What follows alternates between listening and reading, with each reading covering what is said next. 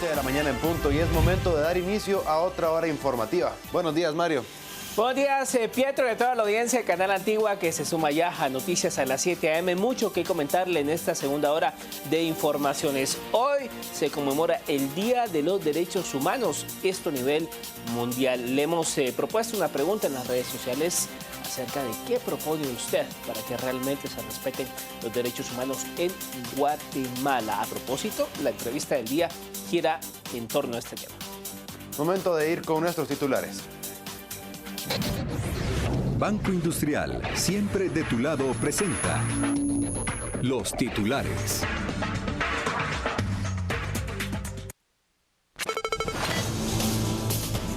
El jefe de la CICIG, Iván Velázquez, anuncia que el ente investigador se tomará un pequeño receso de fin de año y presentará los nuevos casos que investiga hasta el 2016.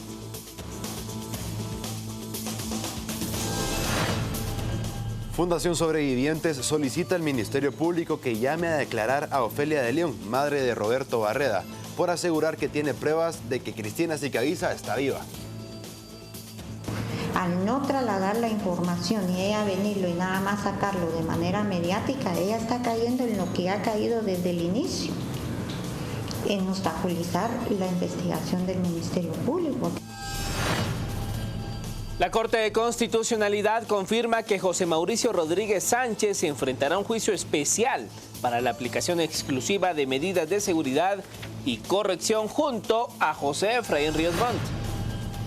Contraloría General de Cuentas anuncia que investigará el último partido entre la Selección Nacional de Fútbol y su similar de Trinidad y Tobago, porque la FEDEFUT se niega a dar información del patrocinio.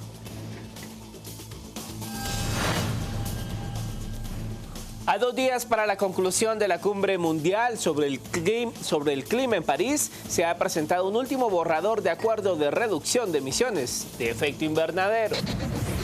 Banco Industrial, siempre de tu lado, presentó los titulares. 5 minutos pasan de las 7 de la mañana y antes de ir con la entrevista del día, les recordamos su participación en redes sociales con la pregunta del día que ya está tanto en Facebook como en Twitter para dar más tarde lectura a sus comentarios. Queremos conocer qué propone usted para que realmente en Guatemala se respeten los derechos humanos y es que hoy 10 de diciembre se conmemora el Día de los Derechos Humanos y en relación a ello Carmen Ortiz tiene ya al invitado en el set para ahondar sobre este tema. Buen día Carmen, adelante. Ella no se perderá la acción. Alivia dolor, fiebre, estornudos y quita los moquitos. Cofedrin Plus y Cofedrin Junior. Delicioso sabor Tutti Frutti.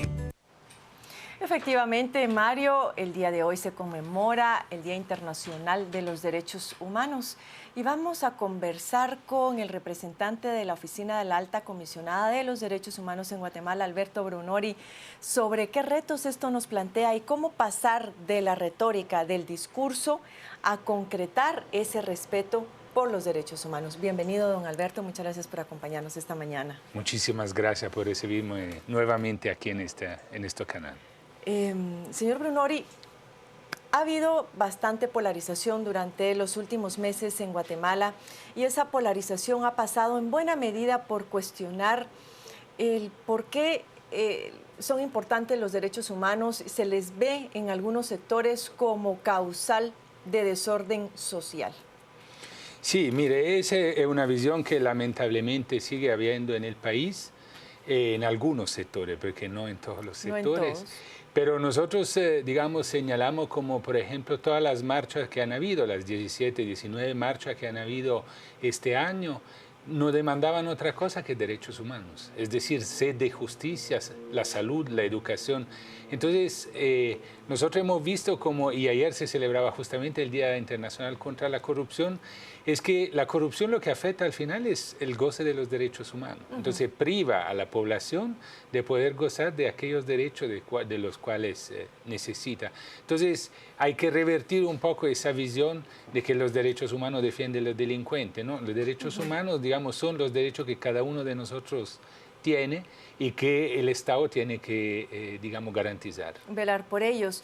Hay otra situación que es la ideologización de los derechos humanos y se piensa que hablar de derechos humanos corresponde más a quienes simpatizan con una ideología de izquierda que de derecha. ¿Qué podemos decir sobre el particular?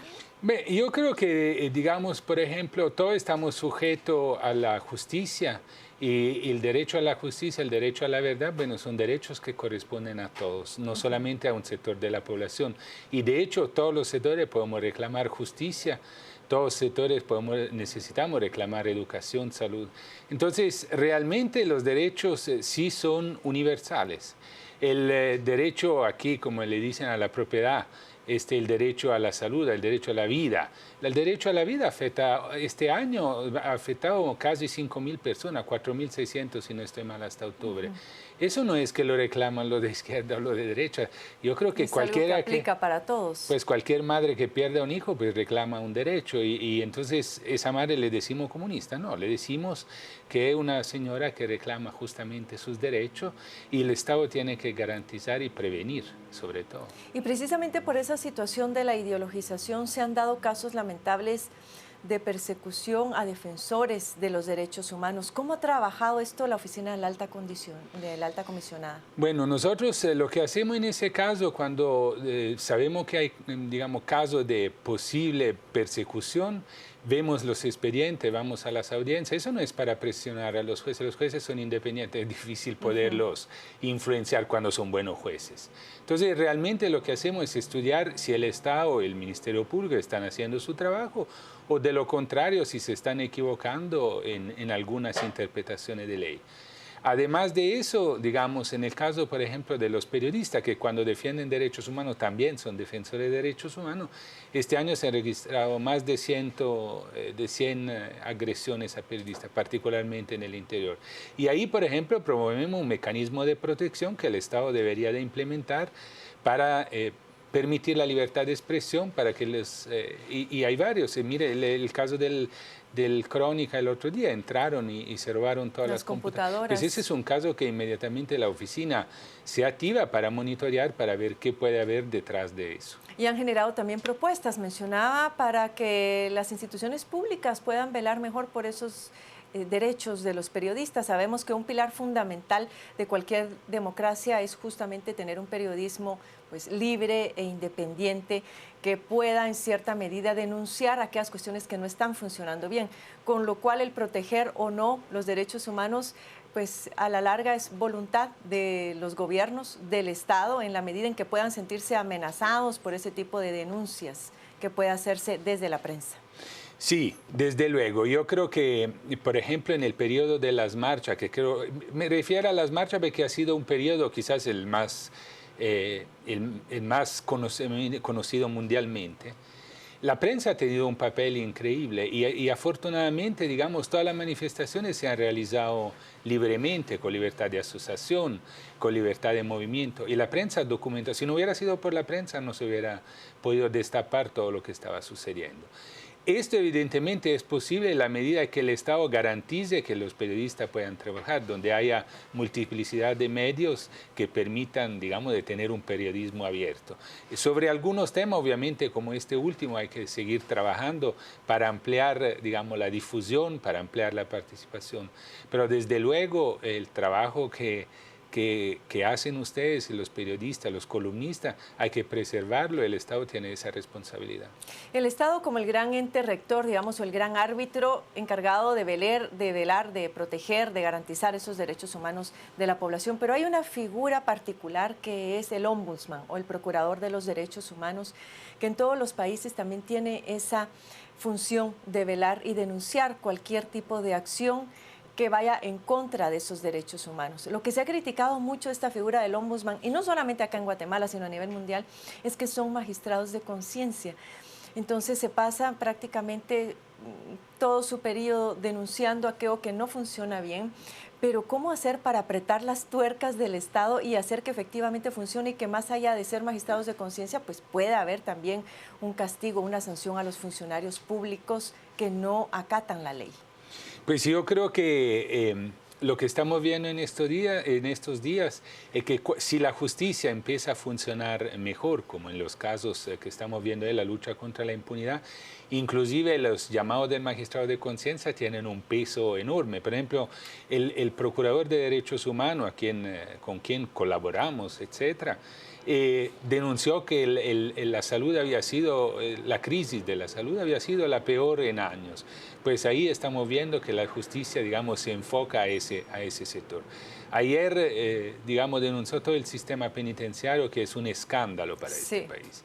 Entonces, digamos, yo creo que son llamados importantes porque hacen llamado a la conciencia de cada uno, a la conciencia de los gobernantes, y dan orientaciones. Es decir, cuando el procurador habla, no es que se inventa las cosas, se mueve en el marco de lo que son todas las mejores sugerencias, recomendaciones que dan Naciones Unidas, el sistema interamericano, para dar la orientación. Entonces, seguir, digamos, lo que le corresponde al procurador es dar una orientación y a las autoridades cumplir.